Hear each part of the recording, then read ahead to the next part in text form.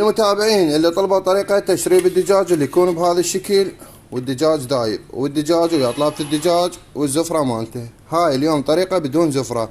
اي واحد ما يضبط عنده دجاج ويبقى بزفرة فهاي طريقة مضبوطة 100%، طريقة مفولة والدجاج دايب وواحد على واحد. شوفوا لي اياها كفيلكم الله ضيم. هذا هسه راح اطلع قلي، تردون تدخلونها بالفرن وشوف لي شلون دايب مفول كفيلكم الله. فحبايب قلبي قبل لا نبلش بالطريقة ما اريد منك شي، لا لايك ولا متابعة، شارك المقطع واريد منك تذكر لنا فضيلة من فضائل الامام علي. تحياتنا لكم. هسه بالبداية عندي 3 دجاجات غاسلهن ومنظفهن وشال العمود الفقري. هسه راح اشتغلهن، راح اسوي بهن اطيب تشريب. انتظروا الطريقة. هسه جدرية خليناها على الطباخ، نجي ننزل الدجاج بيها، نضيف له ماي، نسلكها سلقة خفيفة ونذب الماي ونذب الزفرة وياه. هسه حتى نتخلص من الزفرة بالسلقة الأولى نحتاج عواد دارسين ورقار ونومي، تقدرون تضيفون قرنفل وهيل، أنا ما متوفرات. هسه نجي نضيف الماي، هسه نغطيه ونسلقه 10 دقائق تطلع الزفرة ونصفي الماي ونصفي الدجاجة. تشوف شلون تبقى بزفرة. هاي راح اسلكم اليوم بدون زفرة. هسه ورا 10 دقائق نجي نصفي الدجاج وهذا الماي نذبه ما نحتاجه لين كله زفرة. واللي يقول المونة حبايب قلبي احنا ما نحتاج المونة، احنا اهم شي نتخلص من الزفرة والمونة تبقى ترى 10 دقائق ماذا بالماي مالته. وهاي ورا 10 دقائق هسه نجي نصفي الدجاج وهذا الماي راح نذبه لين كله زفرة. واللي يقول المونة تروح ما تروح، بعتي بالدجاج انا ما سلكته هواي.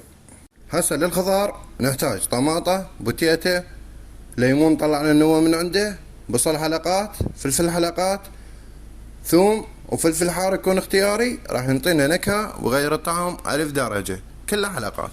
هسه جدرية حمت عندي انزل بيها شوية زيت، انزل الدجاج،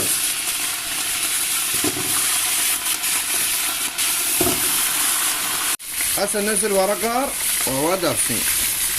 هسه الدجاج اخذ عندنا هذا اللون، نجي ننزل مخضر. هسه ضفنا الخضار نجي نغطيه ونعرضه 10 دقائق على ما الخضار يذب مايه ويذبل. هسه نجهز البهارات. هسه للبهارات وهي اهم شي على مود تعطينا نكهه ولون. بالبدايه بهارات دجاج خشنه وناعمه، فلفل اسود 7 بهارات، ماجي دجاج، فلفل احمر وكركم. هسه ورا 10 دقائق نجي نضيف ماي ويكون حار على مود ما يكض عندكم الدجاج. هسه ورا ما ضفنا الماي الحار نحرك الدجاج نتركه شويه يغلي ونضيف البهارات. هسه هنا الماي بدا يغلي عندنا، نجي ننزل البهارات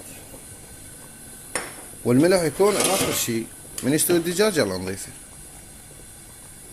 هسه ضفنا البهارات نغطيه ونتركه على ما يستوي بعدين نضيف له الملح.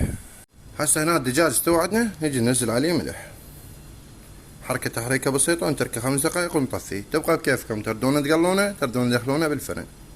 هاي كانت التشريب مالتنا، وعليكم 1,000,000 عافية. ولا تنسون تخلونا لايك ومتابعة حبايب قلبي.